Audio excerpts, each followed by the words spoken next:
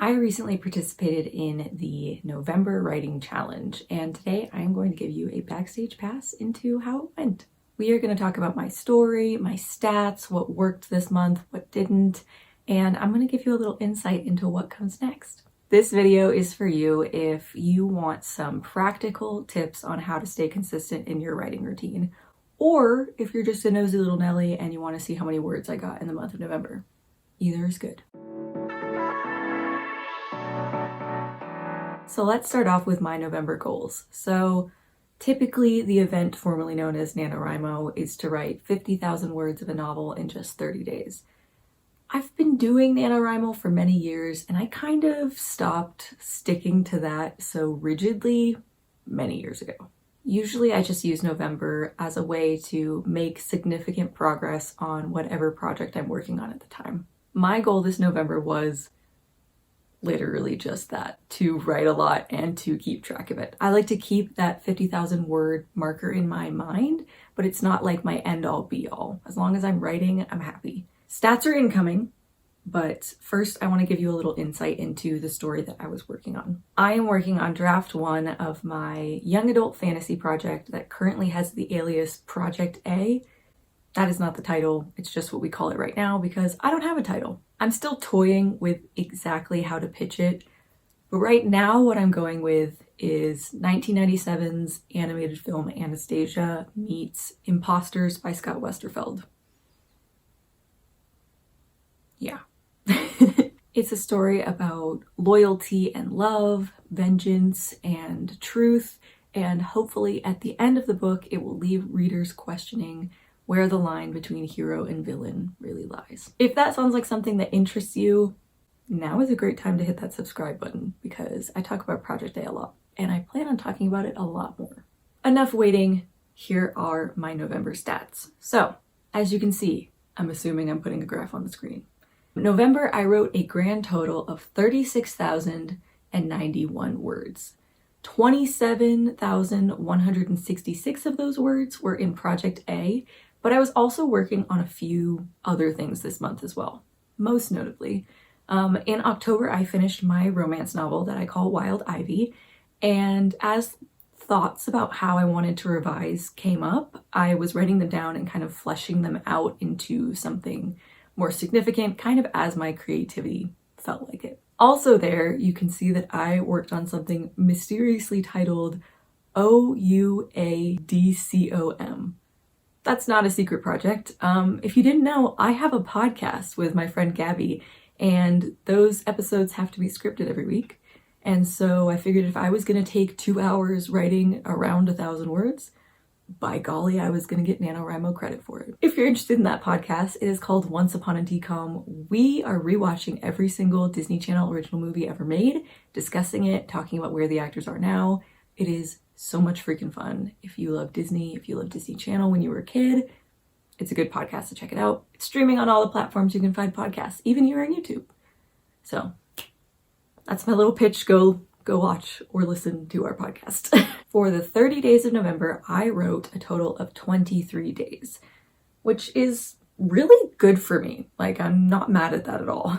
I typically write about half the days in a month or less. So 23 days out of 30, fantastic. Now we move into the second part of this video where I want to talk about what factors made this much writing possible for me. Because as much as I would like to say this was a normal month for me, it is not. I don't usually write this much. I wish I did. So what worked? What made this November so special? First, this month I really focused on community accountability. I leaned so heavily into community. I joined live writing sprints with some other Authortubers where we got to chat about anything and everything, but also get some really good timed writing sprints in. Knowing I was alongside other authors, even virtually, like writing alongside people really helps you keep accountable and like helps you stay focused. When the writing sprints are over, you know, we're talking about where we are in the story, how much writing we got done, and you can't participate if you didn't write. So it's very motivating to write words. Also, there's that bit of that competitive aspect. It's very low. I'm not a very competitive person, but you know, If we're writing for 25 minutes and I know I can get around 600 words in 25 minutes, I want to hit that because otherwise I look like a loser. I don't look like a loser. No one thinks I am, but you know, if somebody's gonna write 300 words and somebody's gonna write 500 words, you want to be the person that writes 500 words. I also wrote other creators' live streams into my calendar and made showing up for them a priority. So I knew ahead of time, looking at my week, where I was gonna have time to write. Oftentimes I would send a text or an Instagram message to other Authortubers and say, hey, I'm going to this live stream at 5 p.m.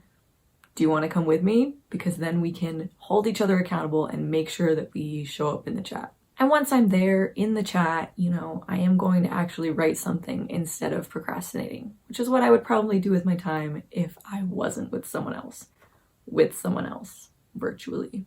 You know what I mean? So my tip here, if you are struggling to write on your own, consider joining live writing sprints or setting up a co-working session with other writers. Accountability doesn't have to be complicated, but it does work wonders. So schedule some sessions into your calendar and show up. Shameless plug, you're going to start seeing me do more live streams here on this channel. So stay tuned for those and I hope to see you there. Second thing that helped me write so much this month was embracing shorter writing sessions. In the past, and by the past I mean up until a few weeks ago, I used to write a few times a week for about 2 to 3 hours at a time.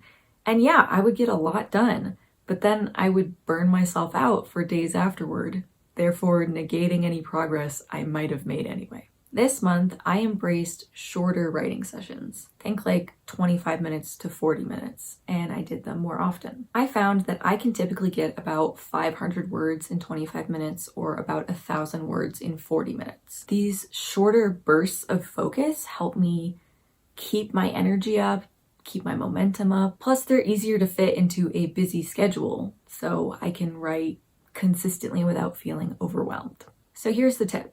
Try using a timer in your writing sessions. You can try out different lengths of time and see what works best for you and your brain. There's a popular one called the Pomodoro technique, which is 25 minutes of work, 5 minutes of rest, and on and on. I found that 40 minutes on, 10 minutes of break works best for me, but it's going to be different for everyone. The third thing I did to make this month's writing happen is I started sharing my work as I went. I started to share my story chapter by chapter as I finished them with a friend of mine. You might know her. Her name is Taylor Ann Wright. She has an Authortube channel. Go check her out. Also, she has a book that you should all buy and a second book that you can pre-order now on Amazon. Just saying. Anyway, as I am finishing a chapter, I am passing it along to her in a Google Doc where she can make comments, share her thoughts. And let me tell you, her enthusiasm has just been a game changer. She has been hyping me up and giving me the encouragement to move forward in my story. It makes me excited to have her read what's next. And I feel like it's better to do it in these short bursts of chapter by chapter instead of waiting to be finished with the whole book.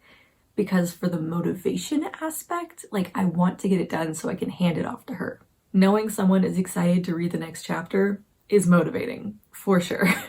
Having someone cheer you on does not mean that you are asking for heavy edits or feedback or anything like that. Taylor knows this is a first draft. Things are going to be wrong. When I don't want to explain things, I put them in brackets and say, I don't want to explain this right now, you know, etc., etc. She is just mainly hyping me up, right? And sometimes you just need that positive reinforcement to keep going. So the tip here is to find someone that you trust, you know, a friend, fellow writer, a family member who can cheer you on as you write. Share your work with them as you go. It's this small thing that can make a huge difference in your momentum and your motivation. So now we move into this third and final section, which is what's next?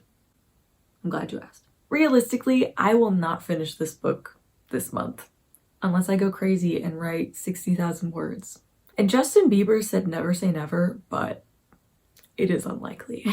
So my goal for this December is to write the next 10 chapters or about 20 to 30,000 words. I will be sticking with those strategies that worked for me in November, so I will be attending live streams, I will be hosting some live streams, keeping my writing sessions shorter, sharing my work with my alpha reader as I go. I am hosting live writing sprints the first 3 Wednesdays in December. The first one has already happened by the time you see this video, but the next 2 come join us on your lunch break. Mark your calendars, show up, you know the drill. Also in December, I am slowly returning to my romance novel, Wild Ivy. I have some reader feedback as well as lengthy feedback that I wrote for myself. So the wheels are turning. I don't think I will be starting draft 3 this month, but I am definitely prepping to start it in the new year. So that is how I wrote almost 40,000 words in November. If you are working on your own writing goals, I hope some of these tips help keep you productive and inspired. Remember, it is not about being perfect. Perfect does not exist. It is about showing up and making progress one word at a time. Writing a book is really hard, but you can do hard things. Let me know in the comments what you are working on, how your November went, or if you have any tips of your own. And hey, that like button, it's looking pretty lonely. You should give it a little tap tap. You know, it's free and it helps out my channel a whole lot. All right, I will see you guys in the next one. I love you. Bye.